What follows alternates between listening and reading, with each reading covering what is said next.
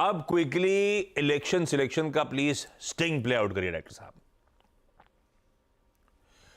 और आज के इलेक्शन सिलेक्शन में मतलब बेसिकली बहाना है एक बढ़िया स्टॉक पिकिंग का। कविता जी और गौरांग सर से रिक्वेस्ट करी थी कि आप लोग ढूंढ के लाइएगा। कविता जी, पोजिशनली 1-1.5 महीने के टाइम होराइजन के लिहाज से कोई बढ़िया स्टॉक पसंद आ रहा है क्या? या तो आशीष जी, पोजिशनल सेटअप पर कल्याणी ग्रुप से ऑटो डिफेंस का एक अच्छा play Bharat forge is looking good. Bharat forge अपने 200 डेज मूविंग एवरेज पर एक बहुत अच्छा सपोर्ट दिया है। स्टॉक 1340 से करेक्ट होता हुआ दिखा है और एक पोटेंशियल ब्रेकआउट आते हुए दिख रहा है यहाँ पर ऑफ डबल बॉटम फॉर्मेशन। सो मुझे लगता है 1204 के लेवल पर एज ऑफ नाउ है।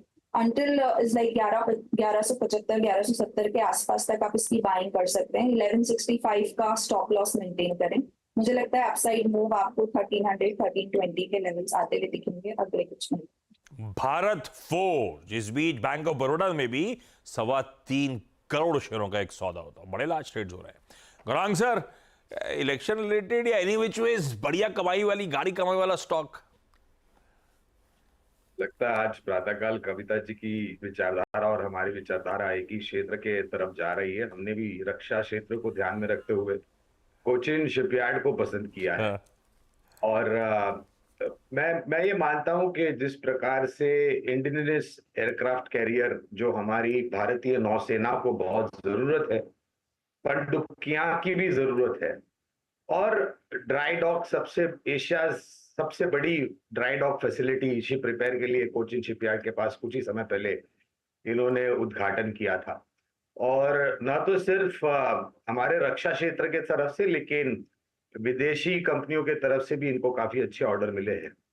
मुझे लग रहा है कि जब ये स्टॉक स्प्लिट हुआ था तब 1400 के आसपास का स्तर था, फिर एडजस्टमेंट हुई 700 पर आया और आज 1100 के पार है। बुनियादी तर्क के आधार पर फिर से 1400 के लक्ष्यांक नजर आते हैं। अरे वाह, भारत फोर्ज और कोचीन शिपयार्ड इलेक्शन सिलेक्शन की बेहतरीन पिक्स। कैनरा बैंक में भी लार्ज सौदा हो गया, क्या हो रहा है? खैर, अब आइए अब आईपीओ प्राइमरी मार्केट्स की ऑफरिंग क्विकली समझ लिया जाए। JNK, मतलब जे एंड के नहीं है, JNK इंडिया आज से खुल रहा है। 25 अप्रैल थर्सडे को बंद होगा। 650 करोड़ रुपए जुटाने की योजना। 395 से 415 रुपए का प्राइस बैंड। पैसा लगाना है नहीं लगाना है, इस पे बातचीत करने के लिए SMIFS के शरद अवस्थी साहब जुड़ गए हैं। शरद जी, किसी थर्मैक्स किसी भेल से कंपैरिजन ड्रॉ कर सकते हैं? कैसी है कंपनी, पैसा लगा रहे हैं?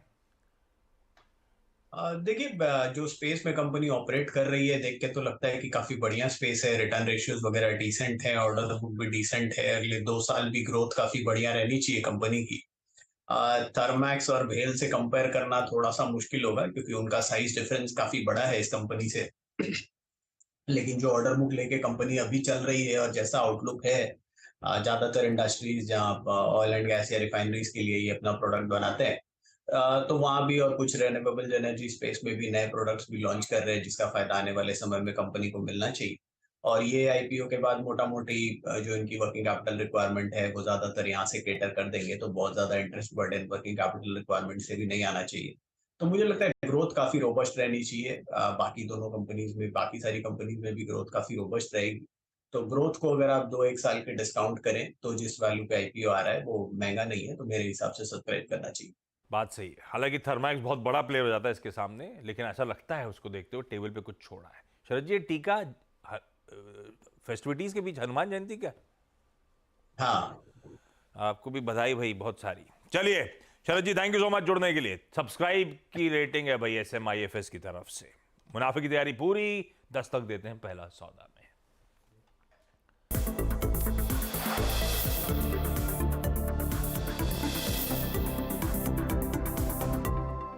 ये है पहला सौदा। CNBC आवाज मोतीलाल ओसवाल स्टूडियो से